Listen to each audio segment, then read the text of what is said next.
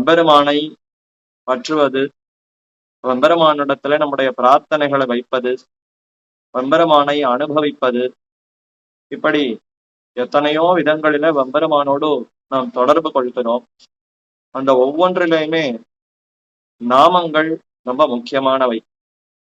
எம்பெருமானை அழைக்க வேண்டும், அவருடைய குணங்களை அனுபவிக்க வேண்டும், அவரை பற்ற வேண்டும், அவரை அனுபவிக்க வேண்டும் என்று இப்படி எந்த முறையிலே நாம் எம்பெருமானை அணுகும் போதும் அதற்கு இன்றியமையாததாக இருப்பது அவ்வெம்பெருமானுடைய நாமங்கள்.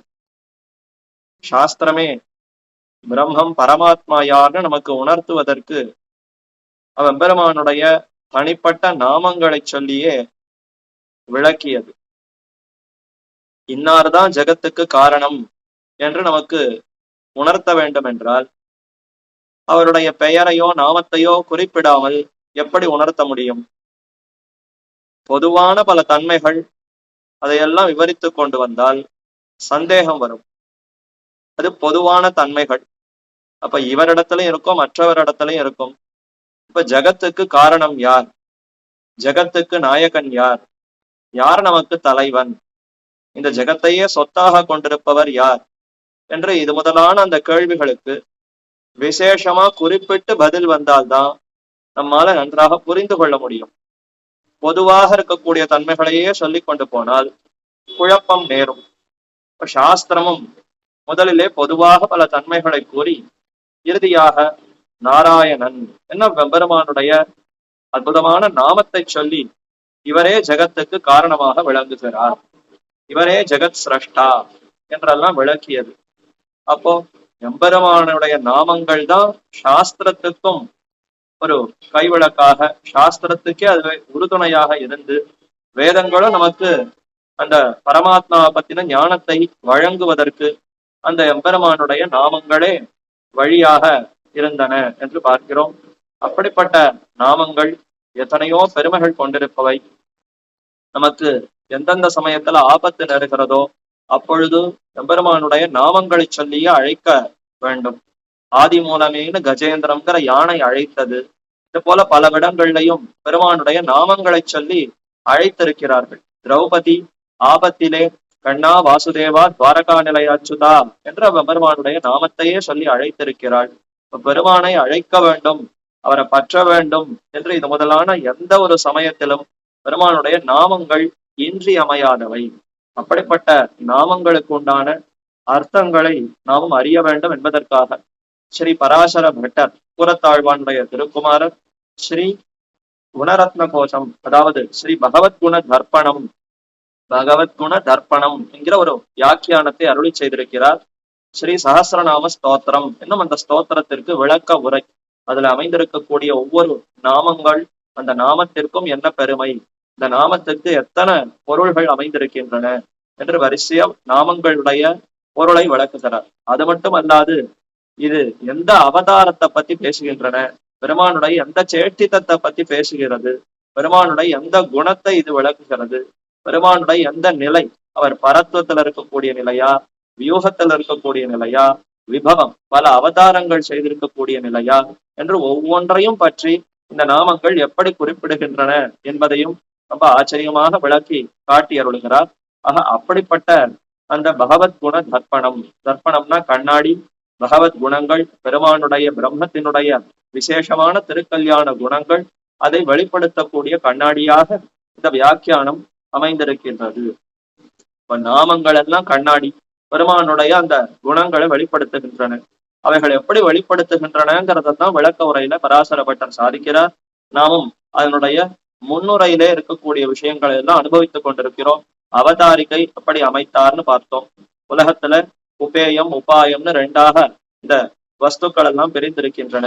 அதுல உபேயத்துல எது உயர்ந்ததோ அந்த உபேயத்தை கை கொள்ள வேண்டும். ஒரு ரொம்ப மேலானதாய் சிறந்ததாக இருக்கக்கூடிய இலக்குகளை பயன்களை அடைய வேண்டும், தாழ்ந்த பயன்களை விட வேண்டும். சரி, மேலானதாக இருக்கக்கூடிய பயன்களை எந்த பிரமாணங்கள் மூலமாக அறிய முடியும்? பிரத்யக்ஷம், அனுமானம், சப்தம் என்ற 3 வழிகளிலே நாம் அறிய முடியும். அந்த 3த்திலும் சப்தம்ங்கிறது மிகவும் உயர்ந்தது. அந்த சப்தத்துக்குள்ளையும் வேதம்ங்கிறது மிகவும் மேலானது, தன்னிகரற்றது சாஸ்திரம். அந்த வேதத்திற்கு துணையாக இருப்பவை இதிகாச புராணங்கள். அந்த இதிகாச புராணங்களுக்குள்ளே இதிகாசம் பிரபலமானவை, சிரேஷ்டமானவை. இதிகாசங்களுக்குள்ளே ஸ்ரீராமாயணம், மகாபாரதம். அவைகளுக்குள்ளே மகாபாரதத்துக்கும் எத்தனையோ பெருமகள். பாரத பஞ்சமோ வேதா, ஐந்தாவது வேதம்னே கொண்டாடப்படுகிறது மகாபாரதம். அந்த மகாபாரதத்துக்குள்ளே எத்தனையோ பருவங்கள். ஆனுசாசனிக பருவம் என்கிற பருவத்துக்குள்ளே அமைந்திருக்கக்கூடிய ஸ்ரீ சஹஸ்ரநாம ஸ்தோத்திரம் என்பது சாரத்திலும் சாரமாய் சாரதமமாய் விளங்குவது. அஜேத்து சாரதமம் சாஸ்திரம் யஜேத்து. மற்றதையெல்லாம் விட்டுடுங்கோன்னு ஒரு ஸ்லோகம் தெரிவிக்கிறது. அசாரம் அல்பசாரஞ்ச சாரம் சாரதரம் தியஜேத் பஜேத் சாரதமம் சாஸ்திரம் என்று சாஸ்திரங்களுக்குள்ளே எல்லா விஷயங்களுமே பேசப்பட்டிருக்கும். அசாரமானத்தையும் தள்ளிடணும், சாரத்தையும் தள்ளிடணும், சார தரத்தையும் தள்ளணும். சாரதமம், இதற்கு நிகராய் இதற்கு சமமாக மேலான மற்றொரு விஷயம் இல்லை என்று சாரமா எது இருக்கிறதோ அதை எடுத்துக்கொள்ள வேண்டும், கை கொள்ள வேண்டும், கடைபிடிக்க வேண்டும். அப்படி சாரதமமாக இருக்கக்கூடியவை இரண்டு மகாபாரதத்துக்குள்ளே. ஒன்று பகவத்கீதை, மற்றொன்று சஹஸ்ரநாம ஸ்தோத்திரம். இந்த அத்தியாயம் இந்த இரண்டுத்துக்குள்ளேயும் பகவத்கீதையில கண்ணன் பக்திய பண்ணுன்னு விதித்தார். ஆனால் எப்படி அந்த பக்தியை வளர்த்து கொள்வது, எப்படி தொடங்குவது, எப்படி அந்த எம்பெருமானிடத்துல பக்தி செய்வது என்பது விளக்கமாக சொல்லப்படவில்லை. அதற்கு உறுதுணையாய் முழுவதுமாகவே அந்த எம்பெருமானிடத்துல பக்தியையே விளைக்கக்கூடியவையாய் இருக்கக்கூடிய நாமங்களை ஒன்றாக தொகுத்து தரக்கூடியது இந்த சஹஸ்ரநாம ஸ்தோத்திரம் என்கிற இந்த பகுதி. ஆகவே இது பகவத்கீதையினுடைய அந்த சாரமான அர்த்தத்தையே இந்த சஹஸ்ரநாம ஸ்தோத்திரம் விளக்குகிறது, தெரிவிக்கிறது. ஆக இதுவே சாரதமம் என்று சொல்லி மேலும் 6 காரணங்களையும் சொல்லுகிறார். எத்தனையோ ரிஷிகளும் இந்த நாமங்களிலே ஈடுபட்டிருந்தார்கள். பீஷ்மர் தமக்கு மேலானது சிறந்ததுன்னு ஒப்புக்கொள்ளுகிறார். வேதாச்சாரியர் வியாசர் அதையும் அவரும் இந்த இதிகாசத்துக்குள்ளே மகாபாரதத்துக்குள்ளே இதை முக்கியமாக சேர்த்து விண்ணப்பித்திருக்கிறார். வியாசரே இதை ரொம்ப ஆமோதித்து தெரிவித்திருக்கிறார். இப்படி பல காரணங்கள். மகாபாரத சாரத்வாத், பீஷ்மோத்கிருஷ்ட மதத்வதா, வேதாச்சாரிய சமாஹாராத், ரிஷிபி பரிகானதா என்று இந்த போல பல அர்த்தங்களை சொல்லி 6 விதமான காரணங்களை சொல்லி மகாபாரதத்துக்குள்ளே இந்த சஹஸ்ரநாம ஸ்தோத்திரம் மிகவும் சிறந்தது, ஒப்புயர்வற்றது, மிகவும் கை கொள்ளத்தக்கது என்று சொல்லி மேல இருக்கக்கூடிய ஸ்லோகங்களுக்கெல்லாம் அற்புதமா வியாக்கியானம் அருளி செய்தார். ஸ்ருத்வா தர்மா நசேஷேனன்னு தொடங்கி வரிசையா மகாபாரதத்துக்கு தொடக்கத்துல இருக்கக்கூடிய, அதாவது இந்த சஹஸ்ரநாம அத்தியாயத்துக்கு தொடக்கத்துல இருக்கக்கூடிய ஸ்லோகங்கள். தர்மபுத்திரன் போய் பீஷ்மரிடத்துல கேட்க 6 கேள்விகள். அதுல உபேயத்தை பத்தி 2 கேள்வி, அடுத்து சித்தோபாயத்தை பத்தி 2 கேள்வி, அடுத்து சாத்தியோபாயத்தை பத்தின கேள்வி என்று 6 கேள்விகளை கேட்க பீஷ்மரும் அதற்கு விடை சாதித்தார், பதில்களை தெரிவித்தார். ஆச்சரியமா அதனுடைய அர்த்தங்களை எல்லாம் நாமும் அனுபவித்தோம். அதற்கு பின்னர் தம்முடைய ஆர்வத்தினாலே அன்பினாலே பீஷ்மரே, நான் உனக்கு அந்த நாமங்களை விளக்குகிறேன். எந்த நாமங்களை ஜபிக்க வேண்டுமோ, எந்த நாமங்கள் நமக்கு மேலான சிறந்த நன்மையை கொடுக்குமோ, பகவானிடத்துல பக்தியை நமக்கு விளைக்குமோ, அப்படிப்பட்ட அந்த நாமங்களை நானே உனக்கு சொல்லுகிறேன், கேள், என்னிடத்திலிருந்து கேட்டு தெரிந்து கொள் என்று ஆர்வத்தோடு தாமே பீஷ்மர் உபதேசிக்க தொடங்கினார். அப்படி தொடங்கும் பொழுது இந்த சஹஸ்ரநாம ஸ்தோத்திரம் என்பது மந்திரமாகவும் விளங்குகிறது. மந்திரம் என்றால் சொல்லுபவரை காக்கக்கூடியது. மந்தாரம் திராயதே இது மந்திரா, இது ஒரு மந்திரமாகவும் விளங்குகிறதே. சஹஸ்ர நாமாவளி என்று 1000 நாமங்களையும் நாமாவளியாக கோவில்களிலே சொல்லி அர்ச்சனையும் செய்கிறார்கள். பிரணவத்தையும் நமப்பதத்தையும் சேர்த்து இது சிறந்த மந்திரமாகவும் பலரும் கை கொள்ளுகிறார்கள். அப்படிப்பட்ட அந்த மந்திரத்தை போல விளங்கக்கூடிய இந்த சஹஸ்ரநாம ஸ்தோத்திரத்திற்கு முன்னாடி அங்கங்களா நியமங்களாக சிலவை இருக்கின்றன. இதையெல்லாம் நாம் அனுசந்தித்துக் கொண்டே மந்திரத்துக்குள்ள போக வேண்டும்.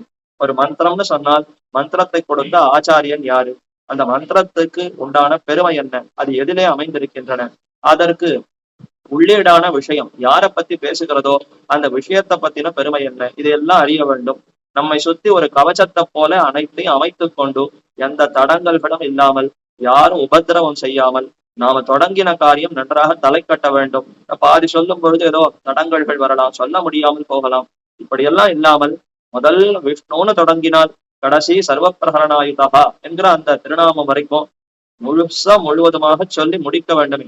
அதற்கு எந்த ஆபத்தம் இல்லாமல் தடையும் இல்லாமல் சொல்ல வேண்டும் என்பதற்காக இந்த ஞாசம் செய்து கொள்வது, நம்முடைய அந்த உடலையே பெருமானுக்கு சமர்ப்பித்து நம்மை சுத்தி ஒரு அஸ்திரத்தை போல அமைத்து கொண்டு இதையெல்லாம் தியானிக்க வேண்டும் என்று ஒரு விதிமுறை வழிமுறை அமைந்திருக்கிறது. அதைத்தான் எல்லோரும் சொல்லிக்கொண்டு மேற்கொண்டு ஸ்லோகங்களை விண்ணப்பிக்கிறோம். அந்த பகுதிக்கு உண்டான அர்த்தங்களைத்தான் கடந்த அந்த வகுப்பிலே நாம் அனுபவித்தோம். அதிலே இப்பொழுது தியானம் என்று சொல்லி பெருமான தியானிக்கிறோம். யாரை பத்தி நாம் இந்த நாமங்கள்ல அனுபவிக்க போகிறோமோ அவர் எப்படி இருக்கிறார், அவருடைய பெருமை என்ன என்பதை சற்று மனசுல வாங்கி கொள்ள வேண்டும். இவர் யாரு, இவருக்கு என்ன பெருமைங்கிறதே மனசால தியானிக்காமல் வெறுமனே ஏதோ உதட்டளவில் உச்சரித்து கொண்டு போனால் ஒன்னும் வாசி இல்லை, அதனால வேறுபாடு இல்லை, ஒன்னும் அதனால பயனே இல்லையே. கங்கை நீர்ல எத்தனையோ மீன்கள் துள்ளி விளையாடி கொண்டிருக்கின்றன. கங்கை நீர் பரம பவித்திரமானது, அனைவருக்கும் முக்தியே தரவல்லதுன்னு பார்க்கிறோம். இப்ப கங்கை நீரிலேயே எப்பொழுதும் வசிக்கக்கூடிய மீன்களுக்கு முக்தி உண்டா இல்லையா என்று ஒரு கேள்வி. ஏன்னா அங்கேயேதான் வசிக்கிறது, பிறக்கிறதுல இருந்து பிராணனை விடுற வரைக்கும் கங்கையிலேயே இருக்கிறது மீன். இப்ப கங்கை நீரினுடைய பரிசுத்தியினாலே இவைகள் எல்லாம் முக்தி அடையுமான்னு கேட்டால் முக்தி அடையலாம், அடையாமலும் போகலாம். எப்படி அதை தெரிந்து கொள்ளலாம்னா, முக்தி அடைய வேண்டும்ங்கிற விருப்பம் அவைகளுக்கு உள்ளனவா? அந்த மீன்களுக்கு ஐயோ இதுதான் இறுதியான பிறவியா இருக்கணும், நமக்கு முக்தி வேண்டும்ங்கிற ஆசை இருந்ததுன்னு சொன்னால் தாராளமா அந்த கங்கையினுடைய புனிதத்தன்மை இவைகளுக்கு பாபங்கள் விலகி பெருமானுடைய அனுகிரகத்தினாலே முக்தி போய்விடும். ஆனால் அந்த மீன்களுக்கு அந்த அறிவில்லை என்றால் மீண்டும் அடுத்த பிறவி பிறந்து அங்கேயே உழல வேண்டியிருந்தான். அப்ப அறிவு பூர்வமாக நாமும் அந்த எண்ணத்தோடு புருஷார்த்தம்னு சொல்லப்படுகிறதா, புருஷனாலே அர்த்திக்கப்படுவது, நாம விருப்பத்தோடு பெருமானிடத்துல பிரார்த்திக்கணும். நமக்கு முக்தி வேண்டும்ங்கிறத நாம பிரார்த்தித்தாதான் பெருமான் நமக்கு கொடுக்கிறார். பிரார்த்திக்கணுமானா விருப்பத்தை வெளிப்படுத்துவது. கேட்டதுனால அவர் கொடுக்கிறாருன்னு இல்லை, ஆனா எனக்கு அதுல விருப்பம் இருக்கிறது, இதை தவிர வேற எதுல எனக்கு நாட்டம் இல்லைங்கிறத உறுதியாக சொல்ல வேண்டுமே. பல ஜென்மங்களை எதிலையோ கழித்து விட்டோம், இந்த ஜென்மத்திலாவது இந்த உறுதி நிற்கிறதான்னு பெருமான் எதிர்பார்க்கிறார். அதற்காக விண்ணப்பிக்க வேண்டும். அப்படி அந்த ஞானத்தோட தானே அப்ப அதை விண்ணப்பிக்கணும். அந்த ஞானம் நமக்கு வரணும், பக்தி ஏற்படணும்னா பெருமான தியானிக்க வேண்டும். அப்படி தியானம்னு சொல்லி சில ஸ்லோகங்கள் அமைந்திருக்கின்றன, அந்த ஸ்லோகங்களையும் அனுபவிக்கலாம். தியானம் க்ஷீரோதன்வத் பிரதேசே சுச்சிமணி விலசத் சைகதே மௌக்திகானாம் மாலாக்லுப்தாசனஸ்த ஸ்படிக மணிநிபைர் மௌக்திகைர் மண்டிதாங்கः சுப்ரைரப்ரைரதப்ரைர் உபரி விரச்சதைர் முக்தபீயூஷ வருஷைः ஆனந்தீனः புனீயாத் தரி நளினகதா சங்கபாணிர் முகுந்தஹா. முகுந்தன் முக்தியே தரக்கூடிய மோக்ஷானந்தத்தை நல்கக்கூடிய எம்பெருமான். திருநாவாய்ங்கிற திவ்ய தேசம் மலைநாட்டு திவ்ய தேசங்களுக்குள்ளே அமைந்திருக்கின்றன. பம்பை கரை, பம்பை நதி ஓடி விளையாடி கொண்டிருக்கக்கூடிய அதனுடைய கரையிலேயே பெருமாள் நாவாய் முகுந்தனாக சேவை சாதிக்கிறார். நாவாய்னா படகு. இந்த சம்சாரமாகிற சமுத்திரத்திலிருந்து நாம கடக்க வேண்டும்னா உறுதியான நிலையான படகு வேண்டுமே, அந்த படகாகவே பெருமான் இருக்கிறார். சாதாரணமா இந்த நாவாய் இங்கிருந்து அக்கறைக்கு கொண்டு போய் சேர்க்குமா? அத மாதிரி இந்த சம்சார கரையிலிருந்து முக்தி ஆகிற கரைக்கு கொண்டு போய் சேர்ந்து தன்னுடைய அனுபவத்தையே கொடுக்கக்கூடிய படகாக எம்பெருமான் இருக்கிறார். படகுல பிரயாணம் பண்ணால் அக்கறைக்கு போய் படகை விட்டுடணும், அங்க போய் வேற எதையோ அனுபவிக்க வேண்டும். ஆனால் இங்க படகாக எம்பெருமானே இருக்கிறார். அவரையே படகாக கொண்டு கடந்து அவரையே அனுபவிக்க போகிறோம். உபாயம் உபேயம் இரண்டும் ஒருவரே. அப்படிப்பட்ட முகுந்தன் சங்கபாணி, கைகளிலே சங்கத்தை பிடித்துக் கொண்டிருக்கிறார். திருக்குடந்தை ஆறாவது பெருமாளுக்கு பக்கத்திலேயே சக்கரபாணி பெருமாள்னு சேவை சாதிக்கிறார். அத மாதிரி இந்த ஸ்லோகத்துல சங்கபாணி, கைகள்ல எப்போதும் சங்கத்தை ஏந்தி கொண்டிருக்கிறார். சக்கரத்தை கூட விடணுமே, எதிரிய நோக்கி சக்கரத்தை விட்டு போய் எதிரிய முடித்து திரும்பி வரணும். கைகளை விட்டு 2-3 நொடிகளோ எத்தனை அந்த காலமோ பிரிந்திருக்க வேண்டிய ஒரு நிலைங்கிறது சக்கரத்துக்கு உண்டு. சங்கத்துக்கு அந்த பெருமை, அந்த ஒரு தாட்சி இல்ல, பெருமை. எப்போதும் கைகழலா சங்கத்தாழ்வார், கைகளை விட்டு நகராமல் கைகளிலேயே அனைத்து அனுபவத்தையும் கொண்டு இருக்கக்கூடிய சங்கத்தாழ்வார் சங்கபாணி. அப்படி இருக்கக்கூடிய முகுந்தன் எப்படி இருக்கிறார், எந்த இடத்துல அவர் சேவை சாதிக்கிறார்? க்ஷீரோதன்வத் பிரதேசே. க்ஷீரோதன்வத்னா உதன்வத்துன்னு சொன்னால் சமுத்திரம், பார்க்கடல். க்ஷீரம்னா பால். க்ஷீரோதன்வத் பிரதேசே, திருப்பார்கடல்ங்கிற அந்த க்ஷேத்திரத்துல பெருமாள் சயனித்துக் கொண்டு சேவை சாதிக்கிறாரா? திருப்பார்கடல்ல இருக்கக்கூடிய பெருமான் மேற்கொண்டு அனைவரையும் ரட்சிக்கிறார். ஸ்ரீவைகுண்டத்துல இருந்தால் இவர்கள் நாம கூப்பீடு சொல்லுவதோ, நம்ம தேவர்கள் முதலாக இத்தனை ஜீவராசிகள் எல்லோரும் பெருமானிடத்துல நம்முடைய குறைகளை விண்ணப்பித்தால் அவர் எப்படி காது கொடுத்து கேட்க முடியும்? அது எங்கேயோ விரஜைக்கு அப்பால் இருக்கிறது ஸ்ரீவைகுண்டம்ங்கிற தேசம். அப்ப இப்பால் இருக்க வேண்டும். இந்த சம்சார மண்டலத்துக்குள்ளே அனுபவிக்கிறா போல பெருமான் எழுந்தருள வேண்டும்னு முடிவெடுத்து திருப்பார்கடல்ங்கிற அந்த க்ஷேத்திரத்துல சயனித்துக் கொண்டார். பிரம்மாதி தேவர்கள் அவர்களெல்லாம் தொழ வேண்டுமே, ஸ்ரீவைகுண்டத்துக்கு அவர்களால வர முடியாது. அப்ப அவர்களுடைய குறைகளை எல்லாம் கேட்க வேண்டும். குறைகளை கேட்டு நிவர்த்தி செய்ய வேண்டும். அதற்கு பாங்காக ஒரு இடம் இருக்க வேண்டும்னு திருப்பார்கடல்ல வந்து சயனித்துக் கொண்டாராம். அப்படிப்பட்ட க்ஷீரோதன்வ பிரதேசே அது மிகவும் தூய்மையாக இருக்கிறது, ரொம்ப அழகாக விளங்குகிறது. சுச்சிமணி விலசத் சைகதே மௌக்திகானாம். சைகதேனா மணல் கொன்று, சைகதே மௌக்திகானாம். சைகதே சுச்சிமணி விலசத் சைகதே. சைக்கம்னு சொன்னால் மணல் பாங்கான ஒரு இடம். திருப்பார்கடல்னு சொன்னா வெறும் பால் கடல் தானே இருக்கும் அப்படின்னு யோசிக்க வேண்டாம். அதற்கும் கரை இருக்கும், அதுவும் மணல் திட்டாக இருக்கும். அப்ப அந்த மணல் திட்டு மணல் குன்றுகளோடு இருக்கக்கூடிய திருப்பார்கடல் என்கிற அந்த க்ஷேத்திரத்திலே சுச்சிமணி ரொம்ப தூய்மையான மணிகள் வந்து நிறைந்து இருக்கக்கூடிய கரையம். அந்த சமுத்திர கரையில ரொம்ப தூய்மையான பல ரத்தனங்கள் மணிகள் அவைகள் வந்து சேரும். திருவல்லிக்கேணி திவதேசத்தை சொல்லும் பொழுது தாளாள் உலகமளந்த அசவே கொள் என்று திருமகிஷி ஆழ்வார் அனுபவிக்கிறார். அதே போல பேயாழ்வார் வந்து உதைத்த வெண்திரைகள் செம்பவள வெண்முத்தம் அந்தி விளக்கும் அணி விளக்காம் எந்த ஒருவல்லித்தாமரையாள் உன்னிய சீர் மார்பன் திருவல்லிக்கேணியான் சென்று என்று அனுபவிக்கிறார். சமுத்திர கரையில இருக்கக்கூடிய திவதேசம் திருவல்லிக்கேணி. அந்த சமுத்திரம் பெருமானுக்கு தொண்டு புரிய வேண்டும்ங்கிறதுக்காக அலைகளாகிற கைகள், சமுத்திரத்துக்கு எது கை, தன்னுடைய அலைகளே அதற்கு கைகள். அந்த கைகளாலே ரத்தனங்களையும் முத்துகளையும் பவழங்களையும் கொண்டு வந்து சேர்க்கின்றன. வந்து உதைத்த வெண்திரைகள் அதான் அலைகள், அதை வந்து உதைக்கிறது. எதை கொண்டு வந்து சேர்க்கிறது? செம்பவள வெண்முத்தம், விளவளையர்னு இருக்கக்கூடிய முத்தங்களை கொண்டு முத்துகளை கொண்டு சேர்க்கிறது. செம்பவளம் செக்கச்சவேல் இருக்கக்கூடிய பவளப்பாறைகள்ல இருந்து பவளத்தை கொண்டு வந்து சேர்க்கிறது. எல்லாம் பெருமானுக்கு அந்தி விளக்கும் அணி விளக்காம். திருவந்தி காப்பு பண்ணணும், பெருமாளுக்கு எத்தனை பேர் திருஷ்டி போடுறாங்க, கண்ணெச்சல் படக்கூடாது. அப்ப அந்தி விளக்கு சாயம் சந்தியா சமயத்துல ஏற்றப்படக்கூடிய தீபமாக விளங்க வேண்டும் என்று செம்பவளத்தை கொண்டு வந்து சேர்க்கிறது. அதே போல முத்துகள் இருக்கிறதே அது நல்ல பளிச்சுன்னு பிரகாசமா இருக்கா, மணி விளக்கு. ஒரு இடத்துக்கு அழகு சேர்க்க வேண்டும், மங்களகரமாக இருக்க வேண்டும்னு சில விளக்குகள் உண்டு. சில தீபங்கள் திருஷ்டி கண்ணெச்சல் வரக்கூடாதுன்னு சாயம் சந்தியா சமயத்துல ஏற்றப்படக்கூடிய தீபங்கள் உண்டு. இப்படி ரெண்டு விதமாகவும் சமுத்திரம் வந்து கைங்கரியம் செய்கிறது என்று இங்கு அனுபவிக்கிறார் ஆழ்வார். இதே போல திருப்பார்கடல் சமுத்திர ராஜான்னு பேரா. இவைகளெல்லாம் சமுத்திரங்கள். சமுத்திரங்களுக்கெல்லாம் அரசனாக இருக்கக்கூடிய திருப்பார்கடல் பெருமானுக்கு தொண்டு புரிய மாட்டாரா? அவரும் ரத்தனங்களால இழைக்கிறார். அவர் இருக்கக்கூடிய கரை பெருமானுடைய பிரதேசம், அவருடைய இருப்பிடம் சுத்தி எவ்வளவு பிரகாசிக்கணும். அதனால ரத்தனங்களை கொண்டு வந்து இழைக்கிறார் மணல் திட்டிலே. அந்த மணல் குன்றுகள் இருக்கக்கூடிய சின்ன சின்ன மணல் குன்றத்தை போல அப்படி சைகத்தே அமைந்திருக்கிறது. அதிலே சுச்சிமணி விலசர் அழகான தூய்மையான ரத்தனங்கள் அவ்விடத்துல வந்து சேருகின்றன. சுச்சிமணி சைகத்தே மௌக்திகானாம் மாலா.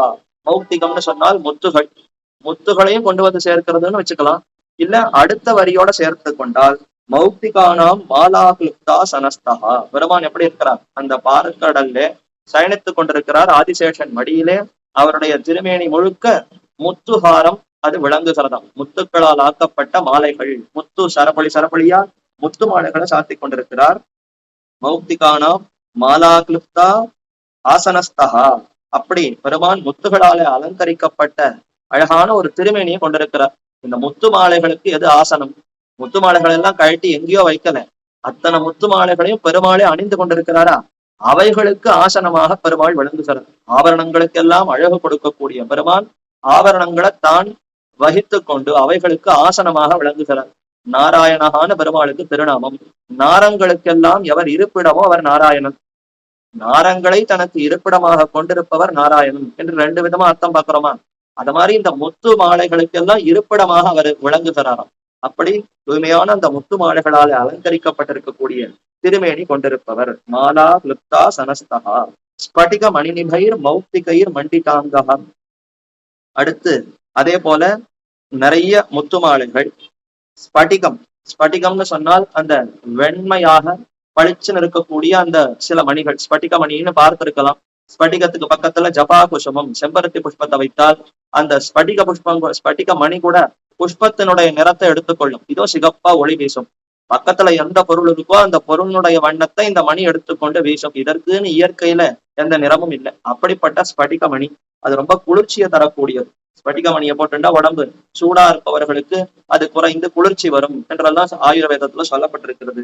அதை போன்ற அந்த மணிகள் ஸ்படிக மணி நிபை மௌக்திகைர் மண்டிதாங்கா. மௌக்திகானா மாலா கிளிப்தா சனஸ்தகா.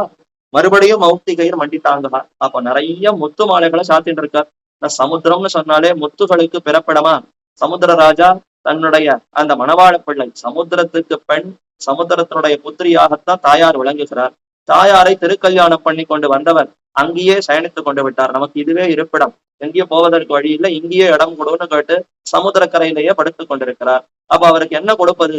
அந்த மாப்பிள்ளைக்கு உயர்ந்த முத்துக்களையே கொடுக்கலான்னு முத்துக்களாலேயே திருவாபரணங்களை பண்ணி இழைத்திருக்கிறார் போலும்.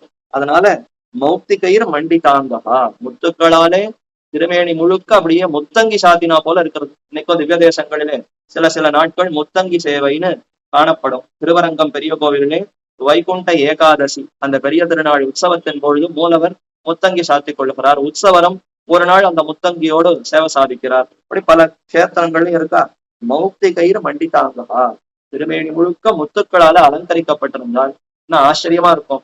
அப்ப ஒளி வீசக்கூடிய திருமேனி, அதுல முத்துக்கள் அதுவும் சேர்ந்து ஒளி வீசுகின்றன. முத்துன்னு சொன்னால் குளிர்ச்சி, அப்ப ஸ்படிகமணி, அதே போல முத்துக்கள், ரத்தனங்கள், இப்படி பல வகைப்பட்ட அந்த மாலைகளாலே அலங்கரிக்கப்பட்டிருக்கக்கூடிய திருமேனி கொண்டிருக்கிறார்.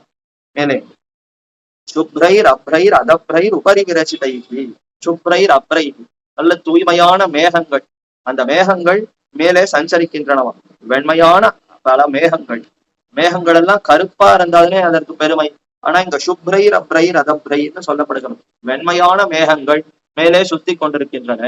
திருப்பார்கடலுக்கு மேல பெருமாள் சயனித்துக் கொண்டிருக்கிற இடத்திற்கு மேலே வெண்மையான வெண்ணிறம் கொண்டிருக்கக்கூடிய பல மேகங்கள் அது சஞ்சரிக்கின்றனவா. அந்த லோகத்துல வெண்ணிற மேகங்கள் அப்படி சஞ்சரித்து மழையும் பெய்கிறது. சுப்ரைரப்ரை ரதப்ரைஹி உபரி விரச்சிதைஹி, மேலே அந்த மேகங்கள் எல்லாம் படர்ந்திருக்கின்றன. முக்த பீயூஷ வருஷைஹி, அமிர்த தாரைகள், அமிர்த அந்த மழையாக பெய்கிறதாம். இந்த ஊர்ல மேகங்கள் கருத்து மேல போகும், பெய்யுமா பெய்யாதான்னு தெரியாது. இந்த ஊரை விட்டு வேற ஊருக்கு போய் எங்கேயோ பெய்யும், அதுவும் துளிதான் பெய்யும். ஆனால் அங்க திருப்பார்கடல்ல இருக்கக்கூடிய மேகங்களோ வெண்ணிற மேகங்கள் இருக்கு. ஏன் காரணம்னா அங்க இருக்கக்கூடிய பாலைத்தான் அது பருகணும். திருப்பார்கடல்ல இருக்கக்கூடிய பாலையே தான் அவைகள் பருகணும். பாலை பருகினால் பால் என்ன நிறம்? வெண்ணிறம். அதனால மேகங்களும் வெண்மை நிறம் கொண்டவையாக இருக்கின்றன. அந்த பாலையே பருகி மழை பெய்தால் இப்ப அமிர்தந்தன வரணும். திருப்பார்கடல் இருக்கக்கூடிய பாலை மேகங்கள் பருகி மீண்டும் மழையாக பெய்கின்றனன்னு சொன்னால் அது ஏதோ உப்பு நீராக இருக்குமா, சாதாரண நீராக இருக்குமா? அது சிறந்த அமிர்த அந்த தாரைகளாகவும் இருக்கும். அப்போ ஆனந்தத்தை விளக்கக்கூடிய மிகவும் இனிமை தரக்கூடிய அந்த மழையை அங்கு பெய்கின்றன அந்த மேகங்கள். பல மேகங்கள் ஒன்று சேர்ந்து முக்த பீயூஷம், அதாவது முக்தானுபவம், முக்தர்களுக்கு கிடைக்கக்கூடிய அந்த அமிர்தம் ஆனந்த அனுபவத்தை அப்படியே வருஷிக்கின்றன, மழையாக பெய்கின்றன. ஆனந்தீனகா, அதனாலேயே ஆனந்தத்தை விளக்கின்றன. ஆக எம்பெருமான் இப்படியெல்லாம் அனுபவித்து ஆனந்தத்தோடு கிடக்கிறார். இதெல்லாம் பார்த்து அனுபவித்து மகிழ்பவர் யாரு? மாப்பிள்ளையாக மணவாள பிள்ளையா இருக்கக்கூடிய எம்பெருமானுக்கு திருப்பார்கடல் அரசன் இத்தனையும் பண்ணி வச்சிருக்காராம். நல்ல படுக்கை, அதை சுத்தி ஓஹோன்னு ஒளி வீசக்கூடிய ரத்தனங்கள், அதற்கப்புறம் நிறைய முத்து மாலைகள், சரங்கள், மேல ஓஹோன்னு மேகங்கள் அப்படி படர விட்டு அதிலிருந்து அமிர்த தாரைகள் கீழே பெய்யணும். இதையெல்லாம் அனுபவித்து கொண்டு சந்தோஷமா பெருமாள் சயனிக்கணும். திருப்பார்கடல்ல எப்ப யார் கூப்பிடுவாளோன்னு ஜாக்கிரதையா காது கிட்ட கையை வைத்துக் கொண்டு அவர் சயனித்துக் கொண்டிருப்பார். பல இடங்கள்ல பெருமாள் சயன திருக்கோலத்துல வலது திருக்கரத்தை காதோரம் வச்சுட்டு இருப்பார். எதுக்குன்னா எங்க யாரு கூக்குரல் இருக்கிறார்களோ, எங்க யாருக்கு ஆபத்தோ போய் உடனே ரட்சிக்க வேண்டும் என்று காதோரம் அப்படி தீட்டி கொண்டு சயனித்துக் கொண்டிருக்கிறாராம். அப்படி கவனமா இருக்கக்கூடிய பெருமானுக்கு பார்த்து பார்த்து உபச்சாரம் பண்ணணுமா? அதனால சமுத்திரராஜன் இப்படியெல்லாம் செய்து இவைகளாலே ஆனந்திக்க கூடியவனாக அந்த எம்பெருமான் விளங்குகிறான். ஆனந்தி நகா, அப்படி ஆனந்திப்பவர், மகிழ்பவர் எம்பெருமான். அவர் என்ன பண்ணணும்? நமக்கும் அதே போல ஆனந்தத்தை கொடுக்க வேண்டும். புனியான், நம்மை தூய்மைப்படுத்த வேண்டும். அந்த எம்பெருமான் நமக்கு பரிசுத்தத்தை கொடுக்கணும். நாம தாழ்ந்து போயிருக்கிறோம், கண்ட விஷயங்கள்ல சிக்கி கொண்டு தவிக்கிறோம், ரஜோகுணம் தமோகுணம் மூடி இருக்கிறது.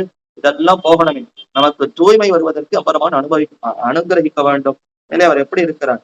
புனியா தரிநலினகதா சங்கபாணிர் முகுந்தா, அவர் தம்முடைய திருக்கரங்களில இதெல்லாம் தரித்து கொண்டிருக்கிறார். சக்கரம், பத்மம், கதை, சங்கம். அநேகமா மலைநாடு திவதேசங்கள்ல போனா இந்த 4 தான். பெருமான் அபயகரம் என்ற அந்த அபய ஹஸ்தத்தோடு கூட பெருமாள் சேவை சாதிக்க மாட்டார். நாள்தோள் அமுதாக சேவை சாதிப்பார். சங்கம், சக்கரம், கதை, பத்மம். மலைநாடு திவதேசம் எந்த இடத்துக்கு போனாலும் நம்ம குழந்தைகள் இடத்துல கேட்கலாம், பெரியவா இடத்துல கேட்கலாம், ஒன்னும் அவைகள் மாத்தியே பதில் சொல்ல மாட்டார். 2 திவ்ய தேசம், 3 திவ்ய தேசம், திருவாட்டாறு, திருவன் பரிசாரம், திருவனந்தபுரம். இந்த மூன்றை தவிர மற்ற அத்தனை திவ்யதேசத்திலையும் சங்க சக்கர கதாபத்மம், சங்க சக்கர கதாபத்மம்னு 4 அதையேதான் தரித்து கொண்டு பெருமான் சேவை சாதிப்பார். ஆகிய இவைகளை எப்போதும் கைகளில் தரித்து கொண்டு யோகக்ஷேமங்கள் போக மோட்சங்களையே அளிக்கிறாராம். அப்படி இருக்கக்கூடிய பெருமான் இந்த அழகான தாமரை அந்த கைகள் இதையெல்லாம் தரித்து கொண்டு நமக்கு மோட்சானந்தத்தையே கொடுக்கிறார். முக்தி அந்த போக செல்வங்களை எல்லாம் கொடுக்கக்கூடிய ஸ்ரீமன் நாராயணன். இப்ப இதுல திருமேனிக்கு பெயர் இருக்கிறதா? இப்படிப்பட்டவர்னு வர்ணிக்கப்பட்டிருக்கிறதை தவிர யார் இந்த எம்பெருமான்னு பெயர் இருக்கிறதானா முகுந்தன் இருக்கா? இது நிச்சயமா வேற யாருக்குமே கிடையாது. மோட்சம் இச்சேத்து ஜனார்தனஹா, சங்கராத்து ஞானம் அன்விச்சேத்து, அதே ஆரோக்கியம் பாஸ்கராத் இச்சேத்து, ஹுதம் இச்சேத்து அதாவது தனம் இச்சேத்து ஹுதாசனஹா. இது ஒரு ஸ்லோகம். தனம் செல்வம் வேண்டுமா அக்னி பகவானை வணங்கினால் கொடுப்பார், ஆரோக்கியம் வேண்டுமா சூரியனை வணங்கினால் கொடுப்பார், ருத்ரன் ஞானத்தை வழங்குவார், மோட்சம் வேண்டும்னா முக்தி கொடுப்பது முகுந்தன் ஜனார்தன பெருமாள் ஒருத்தர் தான் கொடுக்க முடியும். அப்ப இது தனிப்பட்ட திருநாமம். முகுந்தன் வெம்பெருமான சொல்லி அவர் திருப்பார்கடல சயனித்துக் கொண்டிருக்கிறார். இப்படி வெம்பெருமான் சேவை சாதிக்கிறார்னு முதல் ஸ்லோகம். அடுத்து வெம்பெருமானுடைய திருமேனியை இன்னும் வர்ணிக்கிறார். ஜெகதாகாரத்தை விஸ்வரூபம்னு கீதையில கூட எம்பெருமான் காட்டினாரா? அர்ஜுனனுக்கு தம்முடைய விபூதி அத்தியாயத்துல செல்வங்கள் எவைன்னு சொன்னார். இன்னென்னத்துல இன்னென்னவாக இருக்கிறேன், ஆதித்யானாம் அகம் விஷ்ணுபு என்று வரிசையா தொடங்கி ஒவ்வொன்னா சொன்னார். இன்னென்ன வகுப்புல இன்னவாக இருக்கிறேன் இன்னவாக இருக்கிறேன். கேட்ட அர்ஜுனனுக்கு ரொம்ப ஆர்வம் வந்துடுச்சு. இப்படியா இவ்வளவு செல்வம் அவனுக்கு? இந்த செல்வத்தோடு உன்னை பார்க்கணுமே, இந்த செல்வம் தானே உன்னை பார்க்கணும். இத்தனை செல்வத்தோடு கூடினவனாய் நீ எப்படி விளங்குகிறாய்னு உன்னை காண வேண்டும்னு ஆசைப்பட. சரி, உனக்கு என்ன கொடுத்தா போறது, இவ்வளவுதானே கேட்கிறாய்னு திவ்யம் ததாமிதே சக்ஷுகு என்ன மேலான கண்களை கொடுத்து விஸ்வரூபத்தை காட்டினாரா? இந்த விஸ்வத்தையே தனக்கு ரூபமாக கொண்டிருக்கிறார். எம்பெருமானுக்கு சொத்தல்லாததுன்னு எதுவுமே கிடையாது. அப்படி அனைத்தையும் சொத்தாக காட்டினாரா? அதை போன்ற ஒரு அனுபவத்தை தான் அடுத்த ஸ்லோகத்துல நாம அனுபவிக்க இருக்கிறோம். பூ பாதௌ யஸ்யநாபிர் வியத் அசுரநில சந்திர சூரியௌ ச நேத்ரே கர்ணாவாசா சிரோத்யோர் முகமபி தகனோ யஸ்ய வாஸ்தேய மப்திஹி அந்தஸ்தம் யஸ்ய விஸ்வம் சுரநர ககோ போகி கந்தர்வ தைத்யைஹி சித்ரம் ரம் ரம்யதேதம் திரிபுவனவபுஷம் விஷ்ணுமேஷம் நமாமி. முதல்ல ரொம்ப மனசுக்கு நெருங்கினா போலே அனுபவிப்பதற்கு ரொம்ப ஒரு சுலபமாக இருக்கக்கூடிய நிலையை அனுபவித்தோம். திருப்பார்கடல்ல பெருமாள் சயனித்திருக்கிறார். மேல மேகங்கள் எல்லாம் அப்படி அமிர்த தாரைகளை பொழிகின்றன, சுத்தி முத்து மாணிக்கங்கள் விளங்குகின்றன என்று அப்படி அனுபவித்தோம். அது ஒரு பக்கம். இவ்வளவுதான் பெருமாள்ங்கிற எண்ணம் வந்து கொடுத்தாவோ, திருப்பார்கடல்ல ஒரு இடத்துல சயனித்துக் கொண்டிருப்பவர் எம்பெருமான் என்ற ஒரு எண்ணம் வந்திருக்கும். அவ்வளவுதானா?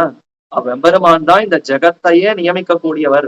ஜெகத்துல இருக்கக்கூடிய ஒவ்வொன்றும் அவருடைய கட்டுப்பாட்டுலதான் இருக்கு என்பதையும் நம்ம மனசுல வாங்கிக்கணுமே. எப்பேற்பட்ட பெரியவன் நமக்காக இப்படி வந்து சயனித்துக் கொண்டிருக்கிறான். அந்த பெருமைகள் மனசுல பட வேண்டும்ங்கிறதுக்காக இந்த ஸ்லோகத்துல இப்ப அதையெல்லாம் வர்ணிக்கிறார். யார் ஒருவனுக்கு யஸ்ய பாதோ பூஹு, பூமண்டலம் நாம வசிக்கக்கூடிய இந்த பூமி இருக்கிறதே, இது பெருமானுக்கு திருவடிகளாம். ஒன்மிதியில் உணலுருவி ஒரு கால் நிற்ப, ஒரு காலம் காமரிசி ரவுணன் உள்ளத்து என்மதியம் கடந்த அண்டமீது போகி என்று திருவுலக அளந்தருளின விருத்தாந்தத்தை ஆழ்வார் வர்ணிக்கும் பொழுது இந்த பூமி முழுக்க பெருமானுடைய ஒரு திருவடிகள்ல அடங்கி விட்டதுன்னு சொல்லப்படுகிறதா? திரிவிக்கிரமனாக ஓங்கி வளர்ந்தார் மிருகோண பீமக குச்சரோ கிரீஷ்டகா என்று ஸ்ரீனிபதா விசக்கிரமே விஷ்ணு கோபா அதாபியான சாஸ்திரங்கள் எல்லாம் திரிவிக்ரம அவதாரத்தை அற்புதமா விளக்குகின்றன. அந்த சமயத்துல பெருமானுடைய ஒரு திருவடிகள்லயே பூமி மண்டலம் முழுக்க அடங்கித்து. பூமின்னா பூமிக்கு கீழே இருக்கக்கூடிய லோகங்களையும் சேர்த்துக்கலாம். அத்தல வித்தல சுத்தல மகாத்தல ரசாத்தல பாத்தால என்று இருக்கக்கூடிய 7 லோகங்கள், பூமி வரைக்கும் இருக்கக்கூடிய மொத்த லோகங்களையும் ஒரு திருவடியில அடர்ந்து விட்டார். அப்ப பூமியே பெருமானுக்கு ஒரு திருவடியாக விளங்குகிறது. நாபிர் வியத் அசுரநில சந்திர சூரிய உச்ச நேத்ரே, நாபிகி வியத்து என்று தெரிவிக்கப்படுகிறது. அதாவது பூமி அவருக்கு திருவடிகள், ஆகாசம் வியத்துன்னா ஆகாசம், அதுவே அவருக்கு நாபி மண்டலமாக இருக்கிறது. இந்த பூமண்டலம் அவருக்கு திருவடினா மேல இருக்கக்கூடிய ஆகாசம்ங்கிறது பெருமானுடைய நாபி மண்டலம், அவருடைய கொப்பூல் அந்த இடமாக அந்த வியத்து இருக்கிறது. சுரநிலகா, அதுதான் சுரர்கள் தேவர்களுக்கு இருப்பிடம். புவர்லோகம் மேலே சுவர்லோகம், பூகுலோகம் புவர்லோகம் சுவர்லோகமா, அந்த சுவர்லோகம் அது பெருமானுடைய அந்த இடமாக அமைந்திருக்கிறது, திருநாபி கமலமாக அமைந்திருக்கிறது. ஆகாசம் நாபி. அடுத்து சந்திரசூரியவுச்ச நேத்ரே வியத் அசுரநில சந்திரசூரியவுச்ச நேத்ரே, சந்திரனும் சூரியனும் பெருமானுடைய கண்களாக விளங்குகின்றன. நேத்திரம்னா கண்கள். அந்த திருப்பாவை பாசுரத்துல சொல்லும் பொழுதும் கதிர்மதியம் போல் முகத்தான் என்று ஆண்டாள் முதல் பாசுரத்திலே தெரிவிக்கிறார். கதிர் மதியம், சூரியனை ஒத்த கண்கள், சந்திரனை ஒத்த கண்கள், ஒரு கண்ணு சூரியனை போல, ஒரு கண்ணு சந்திரனை போல, அதை இங்க சந்திர சூரியோச்ச நேத்ரே என்று சொல்லி வியத் அசுரனில சந்திர சூரியோச்ச நேத்ரே கர்ணாவாசா சிரோத்யோர் முகமபி தகனோ எஸ்ய வாஸ்தேயம் அப்திகி என்று மேலே சந்திர சூரியர்கள் கண்கள், திசைகள் காதுகள், கர்ணாவாசா சிரோத்யௌ, சிரசு தியௌ, அதாவது திவம் என்பதுதான் அவருக்கு ஸ்வர்க்கம்ங்கிறது திருமுடியாக இருக்கிறது, திசைகள்ங்கிறது கர்ணம் காதுகளாக இருக்கிறது. இந்த கர்ணாவாசா வாசான்னு சொல்லக்கூடிய இந்த திசைகள் அவைகளெல்லாம் பெருமானுடைய கரணங்களாக அவருடைய திருக்காதுகளாக விளங்குகின்றன. 8 திக்குகள், திக்குகள் 4, கிழக்கு மேற்கு வடக்கு தெற்கு.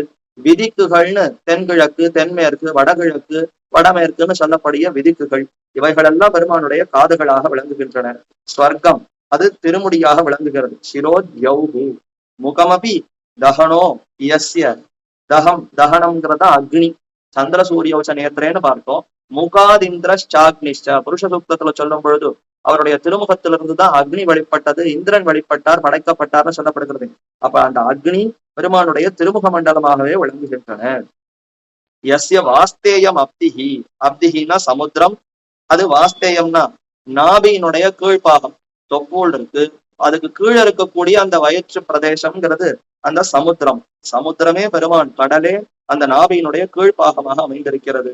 அந்தஸ்தம் எஸ்ய விஸ்வம் சுரணர கக கோபோகி கந்தர்வ தைத்தியி, அந்தஸ்தம் பெருமானுடைய திருவுதரத்துக்கு உள்ளே ஞாலமேழு முண்டவன் எம்பெருமான், அண்டரண்ட பகிரண்டத்து ஒரு மாநிலம் எழுமால் வரை முத்துமுண்ட கண்டம் கண்டீர் என்ன அனைத்தையும் கண்டத்தின் வழியாக உள்ளே வைத்து விழுங்கி தன்னுடைய வயிற்றுல வைத்து ரட்சித்தாரா, அப்படி பெருமானுடைய அந்த வயிற்று திரு உதரத்துக்குள்ளே இருக்கக்கூடியவைகள் அவைகள். அந்தஸ்தம் எஸ்ய யாருடைய அந்த அந்தம் வயிற்றுக்குள்ளே இவைகள் எல்லாம் இருக்கின்றன.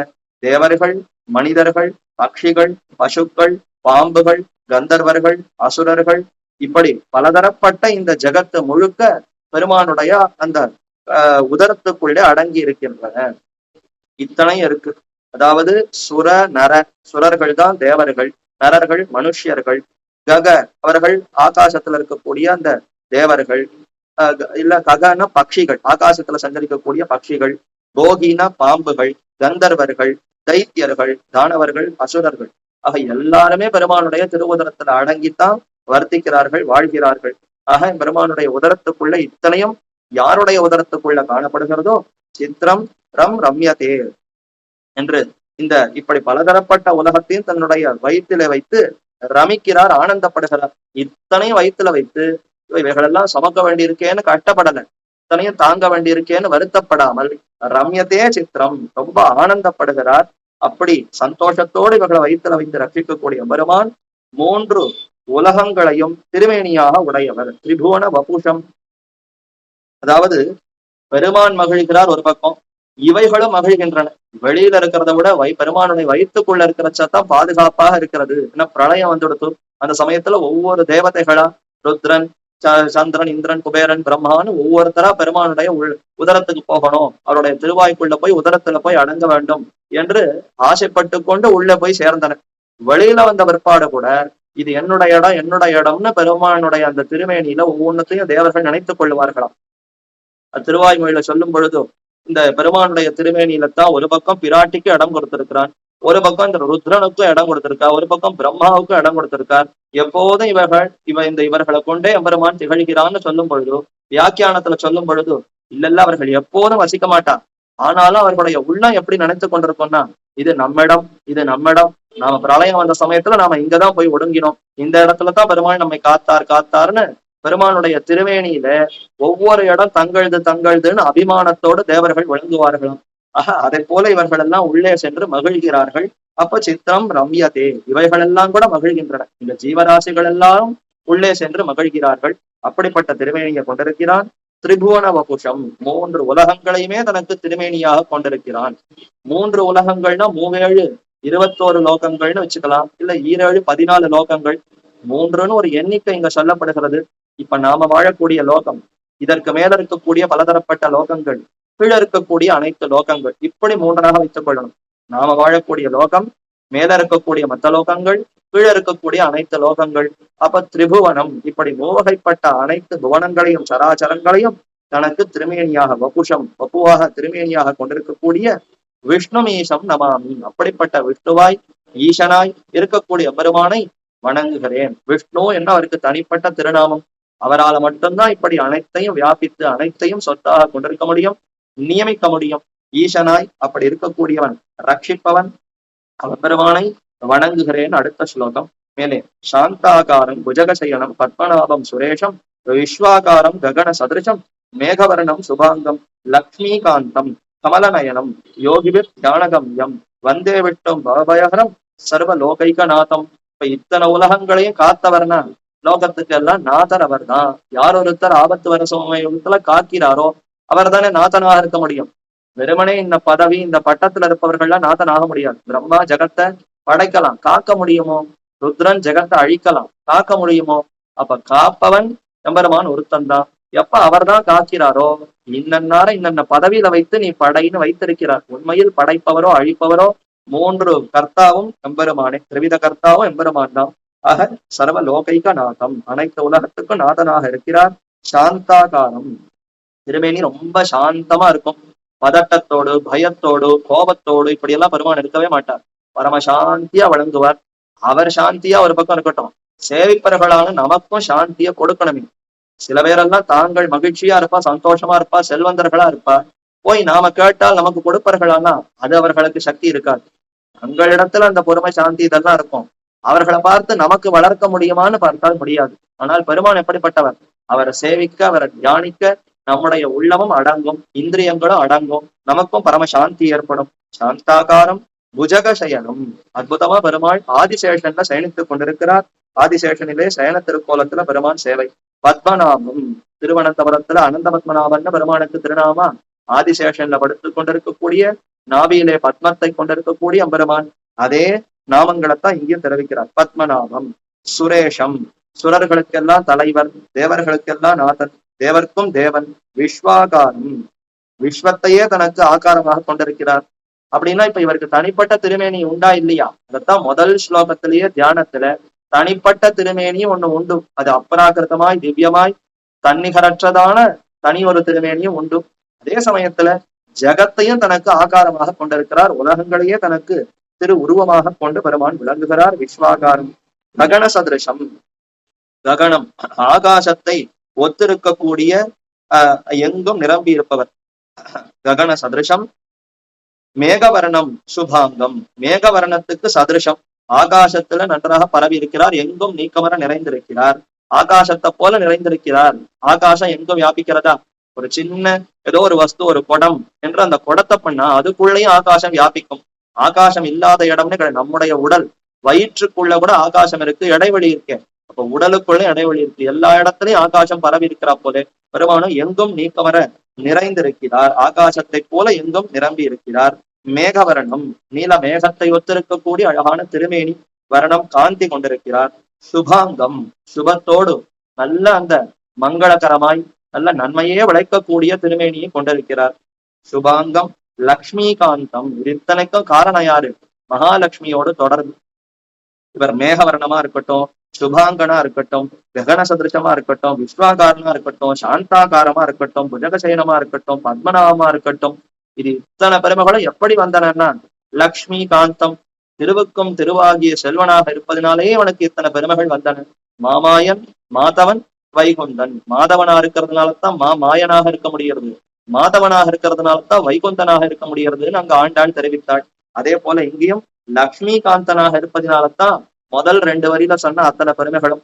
காந்தஸ்தே புருஷோத்தமகான்னு பிராட்டிக்கு திருநாமம். பெருமானுக்கு நீ காந்தையா இருக்கிறாய், பெருமானுடைய உள்ளத்துக்கு இனிமையாக நீ இருக்கிறாய் தேவின்னு மகாலட்சுமி ஆள வந்தார், அங்கு தெரிவித்தார்.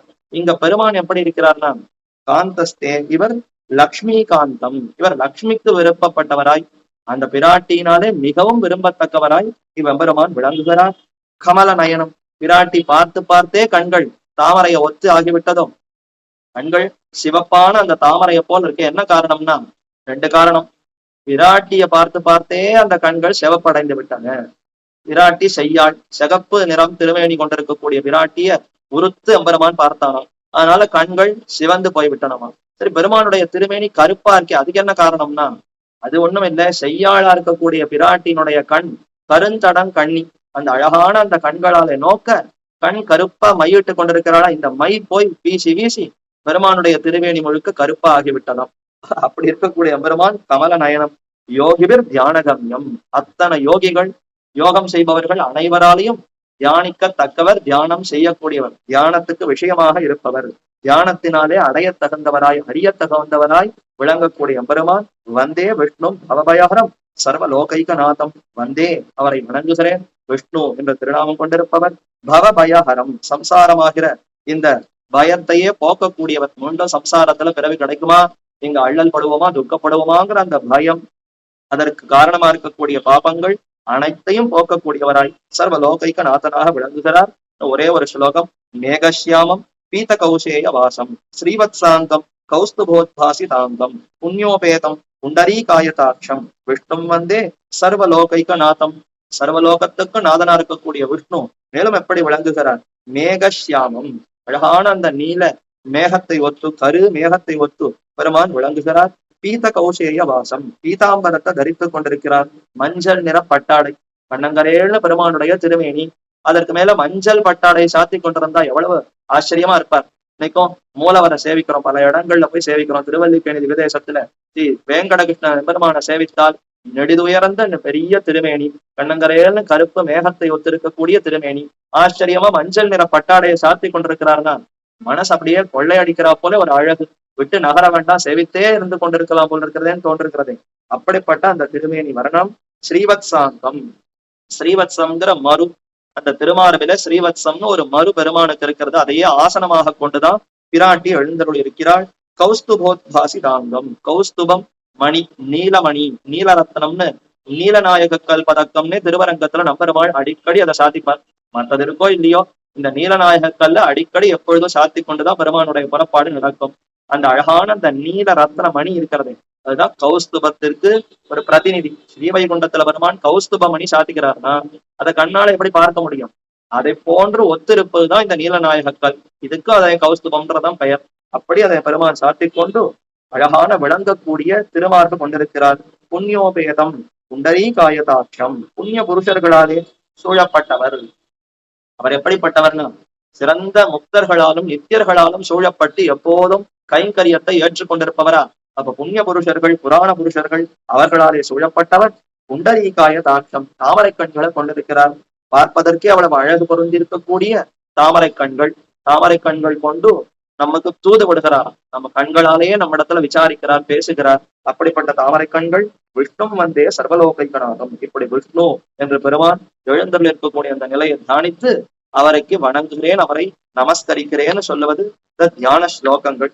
இதுவரைக்கும் தியானம் ஆகிவிட்டது. இனி அடுத்து நேரே அந்த எம்பெருமானுடைய நாமங்களைத்தான் அடுத்த வகுப்பிலிருந்து நாமும் அனுபவிக்க வேண்டும். பராசர பட்டர் எப்படி முதல்ல வகைப்படுத்துகிறார்? இத்தனை 1000 நாமங்கள் இருக்குன்னா ஏன் இந்த வரிசையில இவைகள் இருக்கின்றன, எப்படி இவைகளை கொள்ள வேண்டும் என்று அழகா ஒரு வரிசையை சொல்லி மேற்கொண்டு தொடங்குகிறார்.